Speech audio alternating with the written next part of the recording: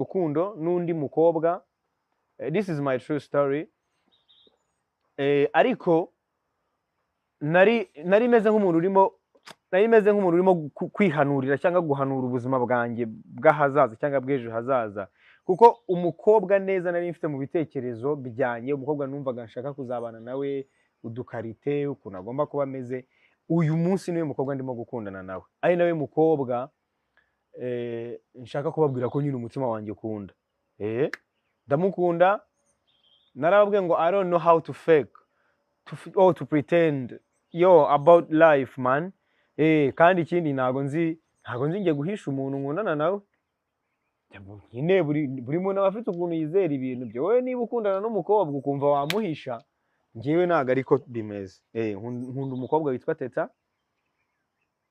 Teta Krista. Kayiranga Teta Krista. My beautiful queen, wagwan. Yo, tuba tugomba kuzana tukibwirira abakunzi bacu man. Ibyo bintu mamuhisha abana, ariko mamubahishira iki?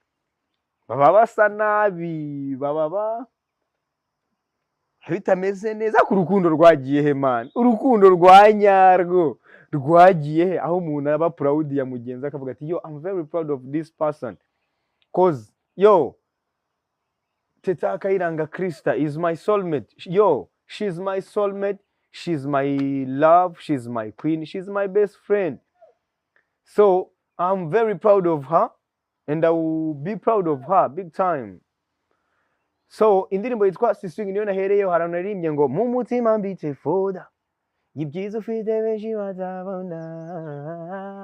Izi ndirimbo zose naririmbye ziri dedicated kuri teta wanjye. Yo, teta wanjye. Yo, my beautiful queen, big up on herself. Urabizi ubu si ibintu nabyo murabyita ubusazi. Teta ndakwemera sana. Ibindi njyewe ndi mu rukundo ndarwenjoyinga. Ubu hari abantu bagiye kuntega iminsi. Iyo ndi mu rukundo ngomba kurwenjoyinga bwana. Urumva? Wari nk'abantu bahise bagira ishaza bagiye kuntega iminsi. Umva, iminsi natezwe ni myinshi. Yose narayisimbutse. In case you don't know.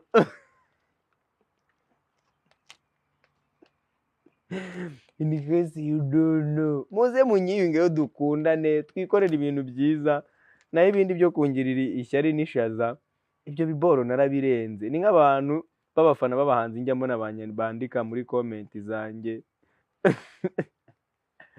Mwabana mwe, ubu muba mwumva koko hari urugamba ntaciyemo rujyanye na social media koko.